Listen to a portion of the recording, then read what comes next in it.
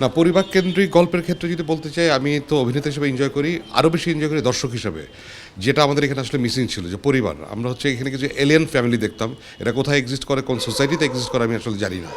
কারণ এখানে কোনো ফুপু নাই, চাচা নাই, কাজের লোক নাই, কোনো কাজিন নাই। এরা জানি কোথায় একা একা এরা বাস করে আসলে। তো এই কাজটা করতে এসে যে ফ্যামিলি বন্ডিং, সেই ফিলিংটা আবার আমি ফেরত পাচ্ছি, বা দর্শকদেরকে দেওয়া যাচ্ছে সেই টেস্ট। গতকালকে মাত্র উঠলাম, আমাদের একটা প্রেস কনফারেন্স ছিল, সেখানে অ্যানাউন্স করা হলো বনলতা এক্সপ্রেস তানিম নূরের পরিচালনায় আমাদের শ্রদ্ধেয় কথা সাহিত্যিক হুমায়ুন আহমেদের উপন্যাস কিছুক্ষণ, যে উপন্যাসটির নাম, সেখান থেকে তৈরি হচ্ছে বনলতা এক্সপ্রেস। অসম্ভব গুণী শিল্পীর সমাহার এখানে আছে। তা আশা করছি কাজটা খুবই এনজয় করব। কাজ কী হবে জানি না, কিন্তু আড্ডাটা খুব ভালো ব্যাপারে বুঝতে পারছি।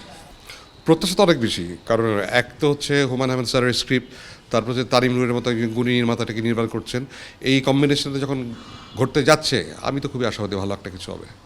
আসলে আমি তো সিলেকশনের সময় ওইটা বিচার করি না যে প্ল্যাটফর্ম কোনটা, কোনটা ওটিটি, কোনটা সিনেমা, কোনটা নাটক। আমি দেখি আমার চরিত্র, গল্প, যখন যেটা পছন্দ হচ্ছে তখন সেই কাজটাই করছি, বা যেই কাজটা আমাকে চ্যালেঞ্জ দিচ্ছে সেই কাজটাই আমি নিচ্ছি।